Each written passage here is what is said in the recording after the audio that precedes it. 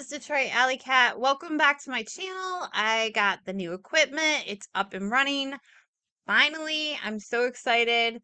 I was going to do True Crime Tuesday, but you know what? I'm going to be honest. I don't know if I can commit to a schedule right now just because of how things are. It seems like things are slowly opening back up for Michigan, which is great, but it makes me a little bit crazy. And I have a brand new puppy that is taking a lot of my time up, but I digress. Let's talk about the true crime that I have scheduled today. We're going to talk about a man called Robert William Fisher. So without further ado, let's get spooky. So Robert William Fisher, he is not your average like true crime story. I don't know if there is a such thing as an average true crime story, but this one is it's a really intricate story, and it has so many different aspects to it. But one of the first things I would like to talk about with Robert Fisher is that he is on the FBI's most wanted list. And that's actually how I got to know about Robert Fisher. I used to be involved with law enforcement, and I would sit around where they would do roll call. And any place where you do roll call for any type of law enforcement or civil servant, they have like this big poster on the wall, and it says FBI's most wanted. And there was always a picture of Robert Fisher, and he like really stood out. Like he there's not really a typical person that's on that list, but he just did not look like he should be on that list. It was just it was a very strange, like, I'll show you. But the thing about Robert Fisher is that he was a fireman, and he looked like a fireman. And he actually also worked at the Mayo Clinic in the surgical department. So he definitely had, like, if you hear something in the background, it's my puppy. She's playing with toys. So I apologize. I can't stop her, nor do I want to, because it makes her happy. So if you hear the little rah, rah, rah, rah, rah, that's my puppy. And for some reason, there are some people out there that are like, "What is that noise? It's so annoying. I can't like concentrate." Well, you might want to dip out because I have a puppy and it's making noise and I can't do anything about it. Anyway, so yeah, back to Robert Fisher. So he's on the American Most Wanted by the FBI, and he's on there for actually committing arson. But I don't really feel like that. I mean, that's like part of the crime, but there's so much more to him. So let's start when it all began, and that is when he was born. Robert Fisher was born April 13th, 1961, and he was born and he had two parents, and they ended up having a divorce. He has two sisters that really, really love him, and I guess the divorce that he had really affected him very negatively. It affected the entire family really negatively. He's actually the youngest out of all the siblings, and the divorce that they had is that Robert ended up saying, like, I'll never get a divorce. I will never let this happen. And that was just like really imprinted on him. And something else that his family was known for is that they had a very volatile relationship. His mother and his father, they did a lot of screaming at each other. Robert's father was very controlling. He like basically told his wife what's what, and she divorced him. And at some time, Robert's father actually got remarried to another woman, and it's said that Robert's stepmother was really mean to him. So that really affected him negatively too. He ended up getting married to his, I would have to say, high school sweetheart. Her name was Mary. And Mary and Robert married when they were 18 years old. So they were pretty young. And actually, right around that time, Robert joined the Navy and he tried to become a Navy SEAL. But for some reason, he could not make that happen. I don't know why they focus on that so much, because becoming a Navy SEAL is like pretty hardcore. There are a lot of people that can't make it. I just think it's funny when I like read up about him that they were like he couldn't make it in the Navy SEALs. I don't know, like it's not like not making it in boot camp or something. Like the Navy SEALs are like the best of the Navy, but that's just sidebar on me. So anyway, he was in the Navy and then they moved to California. I don't know if I said this, but he was actually born in Brooklyn, New York. They moved to California and there he became a firefighter. And he really, really loved being a firefighter. That was one of his passions. And I think he really was like an athletic type. He really enjoyed being like the hero of the day and like a hands-on type of person. And I guess there was some kind of injury he accumulated to his back, so he could no longer be a firefighter. He underwent this surgery, and this surgery was to fix his back, and he was so serious about the surgery. Like all he wanted to do was have his back fixed so he could go back and be a firefighter. For whatever reason, he never ended up doing that. I think he had back problems his entire time. They talk about the way he walked, how he was like sticking out his chest and it was hurting a lot. And it's actually the description on the FBI wanted list on how he walks because of his back injury that he got when he was a firefighter. So he ended up going and working at the Mayo Clinic. It said that he was a respiratory therapist, but then he ended up working in the surgical area, and that's where he was working when the thing happened. And him and Mary, they seemed like they were like the perfect family. At least that's what a lot of people said until the last couple years. They ended up having they ended up having two kids. The two kids were Brittany and Bobby. Bobby was actually Robert Fisher Jr., but they called him Bobby. And Brittany and Bobby were both very cute kids. They were very smart. Bobby was becoming a little hunter, and that was because his father really wanted him to. Brittany was very into God, and she was on the Honor Roll Society. These were two very, very good kids, like really good kids. And they were really cute too. And it was said that in the last couple years that Mary and Robert Fisher's relationship started getting pretty like it seemed like they were not doing so good. It turns out that like Robert ended up having an affair on Mary, and it's so crazy because you hear his sister talk about it, and she says it was because of his back injury. He ended up going to a masseuse, and some more things happened, and then he got a UTI. Well, so I'm just gonna put another little sidebar conversation in there. There are a couple different kind of massage places you can go to. You can go to a massage place where someone's actually trained to heal you and fix you and do all these good things to you, and I've been to them too. And then you can go to something called a massage parlor. And these actually end up being like for the most part like a cover up for like prostitution. They have a lot to do with human trafficking.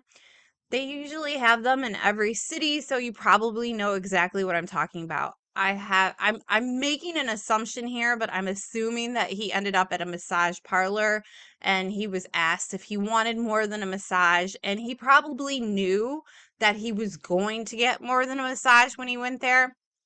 But whatever reason, he ended up cheating on his wife and he contracted a UTI. I don't know very much about men getting UTIs. I know that women are predisposed to them, and I've heard that men can have UTIs when they have sexual relations and one of their partners is not cleanly down there.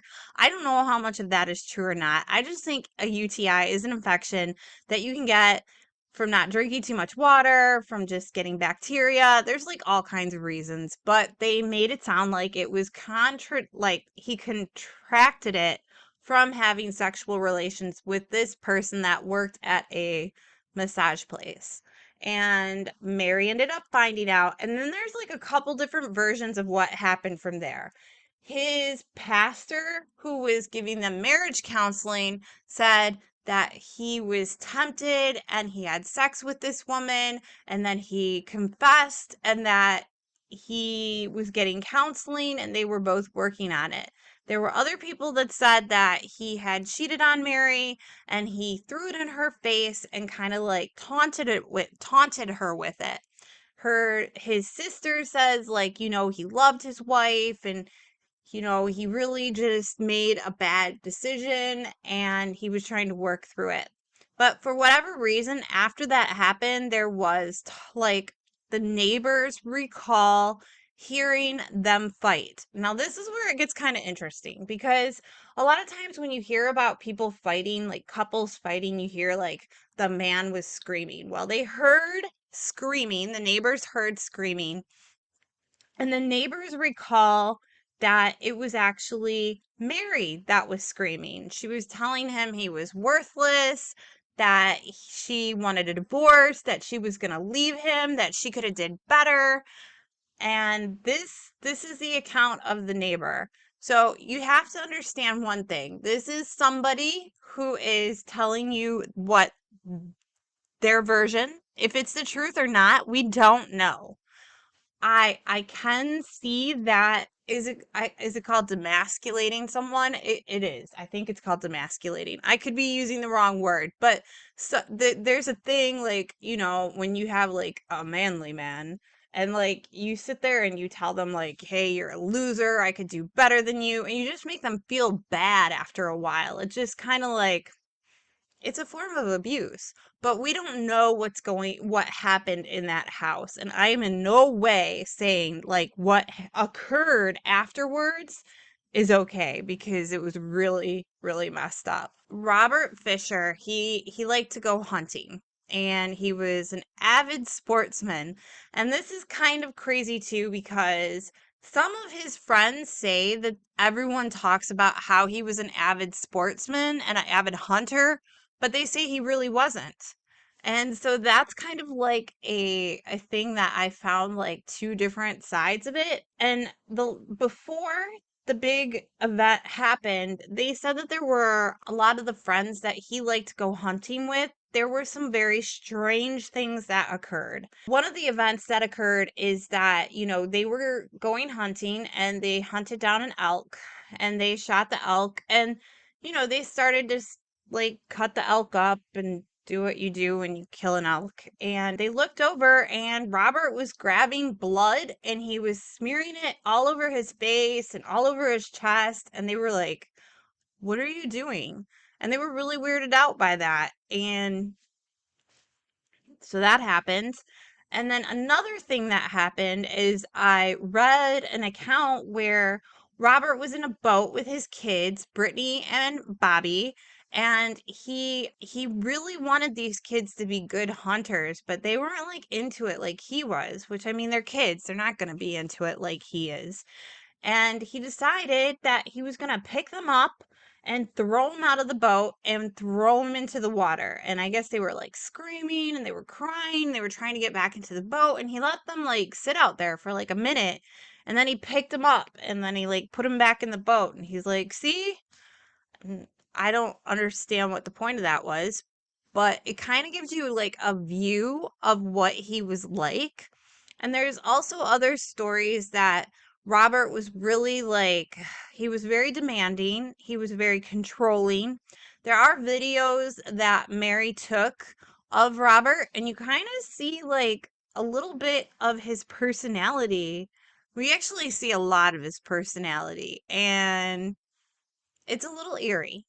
So there is a specific type of crime, and I've covered it a couple times in my channel, but it's called a family annihilator. And it's a very sad crime that happens, and it typically is committed by a narcissist, somebody that believes that their family cannot survive without them, or sometimes they just don't want their family to survive without them. And unfortunately, Robert Fisher was a family annihilator, and he was an he committed arson. The date of the event that occurred was actually April 10th, 2001. And what they said was that Robert took his daughter, Brittany, to the Honor Society ceremony, and she went there. I don't know if it was a ceremony or it was just a meeting, but it had something to do with the Honor Society. And that Mary, his wife, ended up taking little Bobby, 10-year-old Bobby, and Brittany was 12. She took Bobby to his hunting group and they came back home. And around, I think it was around 10 o'clock, they ended up having an argument. That's when neighbors started hearing the yelling. So there's footage right above there's the footage of Robert Fisher taking $280 out of the machine, and behind him is Mary's vehicle. And at that time, you could only take a certain amount out of these cash machines. You can still only take a certain amount of these cash out of these cash machines. And the strange thing is Robert had like a lot of like money. He had savings accounts for Bobby, he had savings account for Brittany, he had IRAs, he had a lot of money in his checking, but he took $280. And the next day, what happened is that he disconnected the gas and he ended up, this is allegedly, but they're pretty much saying that this happened. He disconnected the gas and he put a candle in the house, and there were accelerants that were used. Now you have to remember, Robert Fisher at one time was a firefighter. So if anybody's going to be a good arsonist, it's going to be a firefighter, because they pretty much like learn on what kind of accelerants can be used, what to look for in arson cases. He probably studied arson cases. And when his house blew up, which is what happened around 8 a.m., it took like a couple of minutes before the house was like completely cleared to the ground. And so they started getting phone calls to the police department, like 911, like, hey, this house is burning down. And when the investigators came to the house to look at the house, they found 3 bodies. They found Bobby, Brittany, and Mary Fisher. And Bobby and Brittany had both had their necks slit from side to side. They said that they were almost decapitated. How they could tell this, I don't know, because they actually show pictures of their bodies and they are so like disintegrated and charred, but medical science, they can tell these things. And Mary had also had her neck slit and she had a bullet put in the back of her head.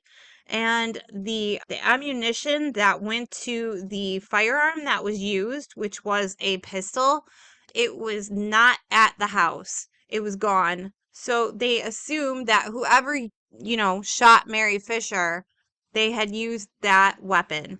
And Robert Fisher was nowhere to be found. They also had a dog, and this dog's name was Blue. It was a really beautiful dog. I don't know what the name of these dogs are, but it's like some kind of Australian, like shepherd. It's got these speckles. It's a beautiful dog, and they named it Blue. And the dog was missing, and Mary Fisher's car was missing as well. So the night before, you actually see this footage of Robert Fisher pulling out $280, and you can see that he's with Mary's vehicle, and you can see that the dog is with him. Immediately, the investigators knew that something was up. They knew something was wrong. They started trying to find Robert Fisher. He was completely gone. They couldn't find him, and they began the investigation. At this time, like, Mary's father like came out and he's like, Robert, I love you, just come home. And everybody believed that Robert Fisher had nothing to do with this. Like, his pastor spoke on his behalf, and like he never came back. So 3 days after the arson occurred, they ended up finding Mary Fisher's vehicle in the woods. It's this big state park, and this is kind of gross. I think it's kind of gross, but Mary Fisher's vehicle was there, and the passenger door was open, and there were excrements like right outside of the door. So when I say he, I mean Robert Fisher, he basically like left the vehicle and left like a goodbye signature, which is kind of foul. And then Blue, his beloved dog, who a lot of people said that he loved more than his family, was sitting underneath the car, the vehicle, and like keeping guard. Like why didn't he take his dog? I have a couple theories on that, but we'll get into that in a minute. And so the FBI came down and there was like a huge search looking for him, and he was never found. To this day, he was never found. So he would be 60 years old right now, and he's he's one of the most wanted people on the FBI list. I want to go into some theories about everything because I have some ideas. So like the first theory is he took that weapon and he ended up committing suicide and they were never able to find his body. I'm kind of iffy on that because I think they would find something. But at the same time, in that park, there were 3 different cave systems that if you knew that area well, you could escape or run or hide. And they said that there was an extensive search done, but it turns out that there was only a 1 square mile radius done. And the park is massive. It's in Arizona, and it's in a huge, massive park. And I don't know. I can see how he could have easily slipped if that's the only part of the park that was searched. Another or another theory that I have is that he probably hid out while they were searching for him and then he took off. The third theory that I have is that maybe possibly there was another woman involved and she came and she picked him up and they took off and they're living somewhere else. I believe that the dog ended up being left because he had no food or water for the dog, and maybe he knew that they were going to find the vehicle, and so he thought that by the time they found the vehicle, they could save the dog. I don't know. I think it's really messed up that he left his dog there. He could have starved to death. They made it seem like the dog was okay when they found it, but I'm willing to bet it was pretty like malnutritioned and messed up. And there's a lot more out there about Robert Fisher, but that's like pretty much the gist of the story. There's a story about him being seen in Rye with another woman, and like they don't know for sure. Rye's a little town just a little bit further away from that park that the car was left. But no one knows for sure. All I know is that it is 20 years later and Robert Fisher is completely off the grid. And I thought it was a story worth mentioning because I really don't see a lot about Robert Fisher anymore. And he's out there. So I'm going to attach some pictures for you. I'm going to attach some pictures of what he could look like. I'm going to leave the FBI phone number for you. So if you think you ever see Robert Fisher, give him a call. I hope you like this story. If you watched my entire channel, or if you watched my entire video, I really appreciate it. If you would consider subscribing, leaving a comment, telling me what you think, that'd be great. Please be respectful. I'm super sensitive. I might go crazy. No, that's not true. Just please be respectful. I would really appreciate it. Have an amazing day. As always, stay spooky and stay safe. Bye.